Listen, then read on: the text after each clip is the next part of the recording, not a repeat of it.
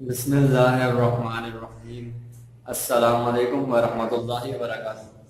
Welcome to online classes of Iqra fast boys secondary school, आ project of Iqra education system. Class 8 में lecture number 15 है आज हमारा। Exercise number 11.1 in progress थी हमारी।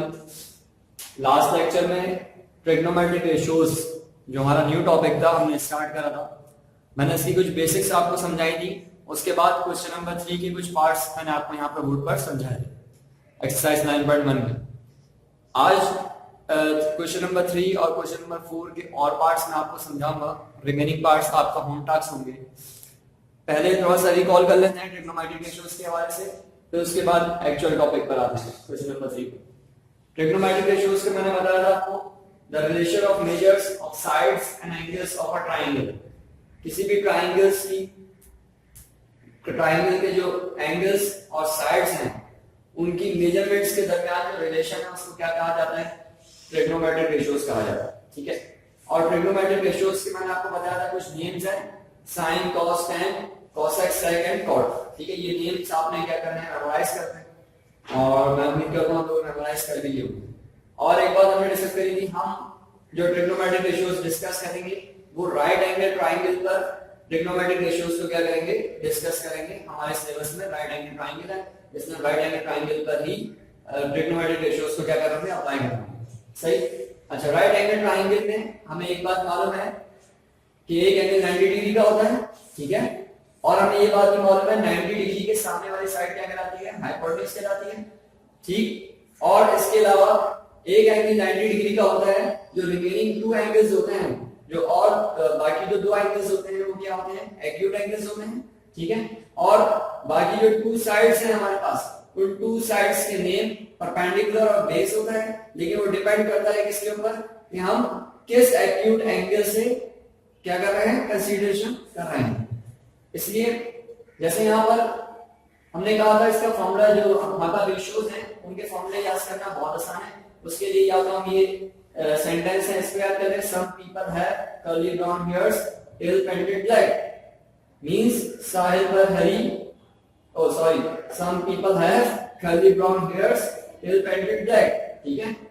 ये आ गया साइन, यानी sine perpendicular hypotenuse, some people have curly brown hair यानी cos base hypotenuse, tangent perpendicular base.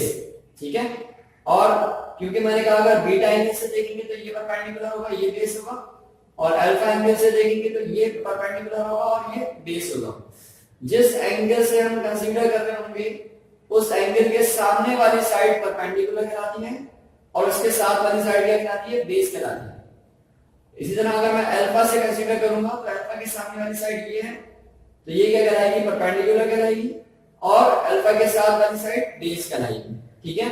और यहाँ पे हमें एक बात मालूम है, साइन का अपोजिट कौन सा होता है? कॉसेक। साइन का अपोजिट कौन सा होता है? कॉसेक होता है।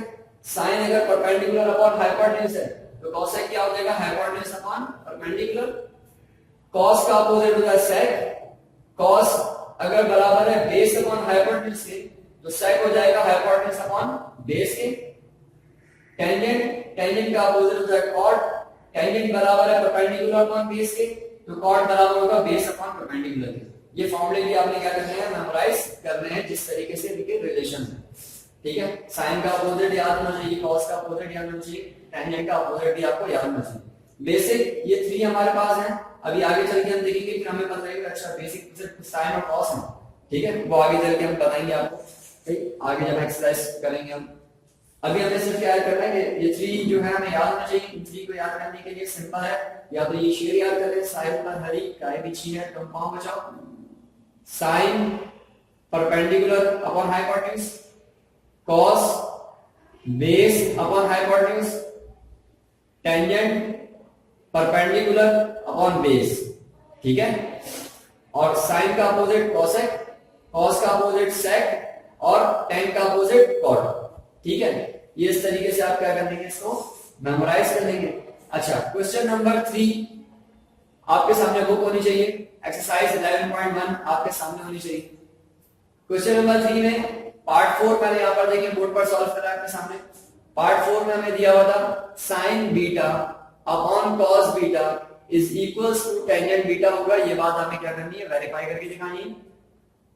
क्वेश्चन नंबर 3 के लिए वहां पर बुक में एक ट्राइंगल बना हुआ है, वो ट्राइंगल आप देखिए जरा, वहां पर बीटा एंगल भी बताया हुआ है, अल्फा एंगल भी बनाया हुआ है, यहाँ बोर्ड पर भी मैंने आपके सामने बनाया हुआ है, सही। और इस ये डब्ल्यू एंगल बन रहा है, डब्ल्यू पर जो एंगल बन रहा है उसके सामने वाली साइड क्या कहलाएगी, 90 डिग्री का है, इसके सामने वाली साइड क्या कहलाएगी, हाइपोटेन्यूज कहलाएगी, ठीक है।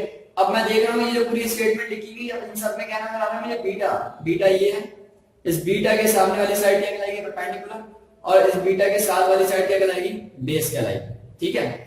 अब मुझे परपेंडिकुलर हाइपोटेन्यूज भी मालूम है, परपेंडिकुलर भी मालूम है और बेस भी मालूम है, ठीक है। अब इसको सामने रखते हुए, इस ट्रायंगल को सामने रखते हुए साइन बीटा कॉस बीटा, पहले हम लेफ्ट हैंड साइड पिक कर रहे हैं, तो taking LHS left hand side pick करी, लेफ्ट हैंड साइड पिक करी तो हमने कहा साइन बीटा डिवाइड हो रहा है कॉस बीटा से, तो इस बात को हमने इस तरीके से लिख लिया is equals to sine beta, sine का फॉर्मूला क्या होगा, परपेंडिकुलर अपॉन हाइपोटेन्यूज, तो साइन का फॉर्मूला लिख दिया परपेंडिकुलर अपॉन हाइपोटेन्यूज, डिवाइड हो रहा था, अपॉन में है ना, तो डिवाइड हो रहा था किससे, कॉस से, और कॉस बराबर होता है किसके, बेस अपॉन हाइपोटेन्यूज के, ठीक है। ये बात समझ आ रही है, यहाँ अपॉन में लिखा हुआ था, मैंने डिवाइड का साइन लगा दिया बीच में, ठीक है। इससे परेशानी तो होगी नहीं, सिंपल सी बात है, ये न्यूमरेटर कहलाएगा और ये पूरा क्या कहलाएगा, डिनोमिनेटर कहलाएगा, सही। और साइन की जगह पर क्या लिख सकते हैं, परपेंडिकुलर अपॉन हाइपोटेन्यूज, क्योंकि साइन का फॉर्मूला होता है परपेंडिकुलर अपॉन हाइपोटेन्यूज और कॉस का फॉर्मूला होता है बेस अपॉन हाइपोटेन्यूज। अब हमें मालूम है ये डिवाइड का साइन जब मल्टीप्लाई में कन्वर्ट होगा तो ये वाली साइड क्या हो जाएगी, रेसिप्रोकल हो जाएगी, ठीक है। ये हो जाएगा हाइपोटेन्यूज अपॉन बेस, ये हाइपोटेन्यूज अपॉन बेस हो गया, ये perpendicular upon hypotenuse as it is. अच्छा, अब हम क्या करने जा रहे हैं, वैल्यूज पुट करने जा रहे हैं। अब जब वैल्यूज पुट करेंगे तो हमें मालूम है परपेंडिकुलर अपॉन हाइपोटेन्यूज की वैल्यू पुट करनी है। बीटा के रिस्पेक्ट से देखें, अगर बीटा के रिस्पेक्ट से आप देखेंगे तो परपेंडिकुलर क्या आपके पास 8 और हाइपोटेन्यूज क्या 17, तो 8 अपॉन 17 आ गया, multiply hypotenuse upon base, hypotenuse तो 17 ही रहेगा, बेस क्या है यहाँ पर 15, ये 15 आ गया, ठीक है। यहाँ पर हमारे पास ये 17 और ये 17 आपस में क्या हो जाएंगे, रिड्यूस हो जाएंगे, आपके पास क्या बच जाएगा 8 अपॉन 15, 8 1 जार 8, 15 1 जार 15, ये आ गया 8 अपॉन 15, ठीक है। ये आपके पास लेफ्ट हैंड साइड सॉल्व हो गया। Taking RHS right hand side pick कर रहे हैं, राइट हैंड साइड में क्या लिखा हुआ है, टेंजेंट बीटा। अब टेंजेंट बीटा प्रूव करना है और टेंजेंट बीटा को सॉल्व करना है। अब टेंजेंट का फॉर्मूला समझ में आना चाहिए, टेंजेंट बराबर होता है किसके, परपेंडिकुलर अपॉन बेस के, तो टेंजेंट का पहले फॉर्मूला लिख दिया हमने, tangent beta is equal to perpendicular upon base.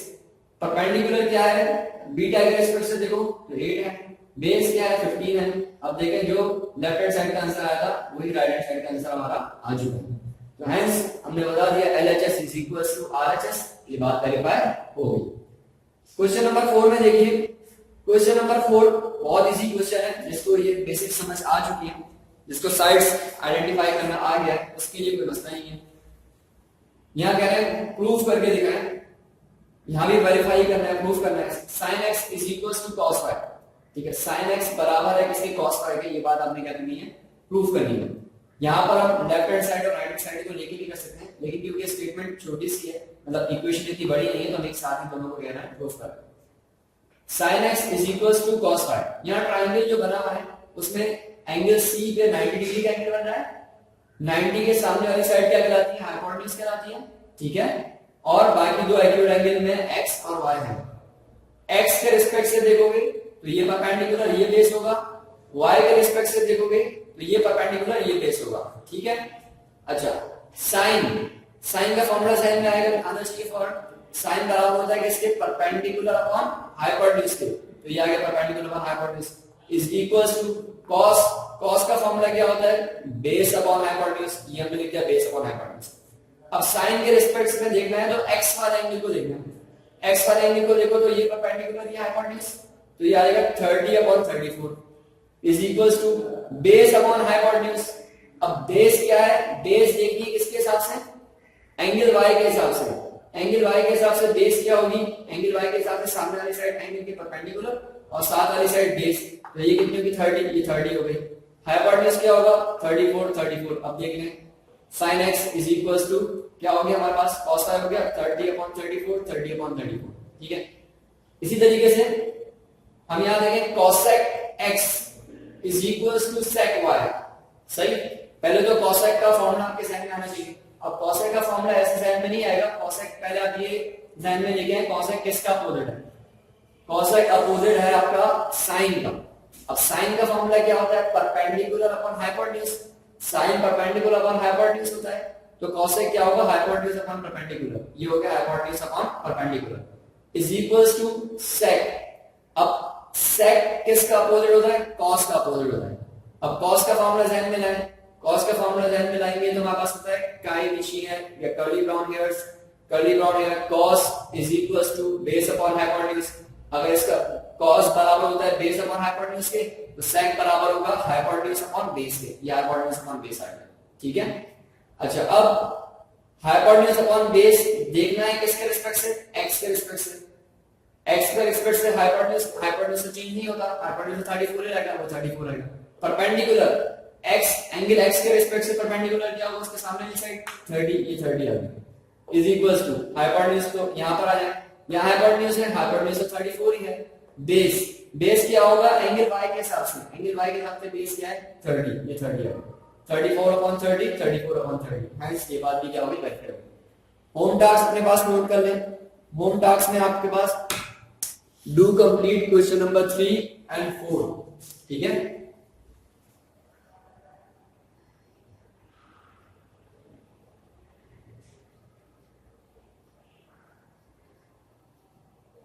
Do complete question 3, 4, ठीक है। क्वेश्चन 3 और 4 को आपको क्या करना है, कंप्लीट करना है। जो भी रिमेनिंग पार्ट्स इसके बाकी हैं वो आपने सॉल्व करने हैं, ठीक है। ये हमारी एक्सरसाइज 11.1 कंप्लीट हो गई। बहुत इंपॉर्टेंट लेक्चर्स हैं ये दो हमारे, लेक्चर नंबर 15 और लेक्चर नंबर 14। ट्रिग्नोमेट्री से जो बेसिक कॉन्सेप्ट्स हैं वो यहाँ से आपके क्लियर हो जाएंगे। अस्सलाम वालेकुम वरहमतुल्लाहि वबरकातुहू।